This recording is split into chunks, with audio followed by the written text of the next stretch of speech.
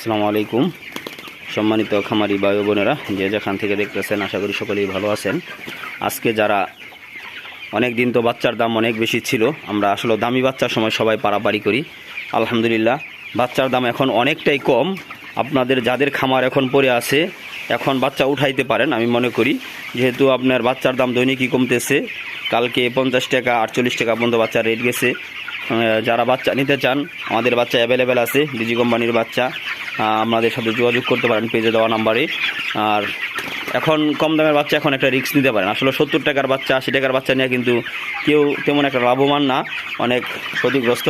আর এখন যে বাচ্চা আছে অনেক ভালো, এখন বাচ্চার গ্রেডিংটাও ভালো হয় আল্লাহর রহমতে। এখন বাচ্চা আমাদের যাদের প্রয়োজন ব্রয়লার কালার বাট আসলে যে জায়গায় হারাইছে সেই জায়গায় খুঁজতে হবে।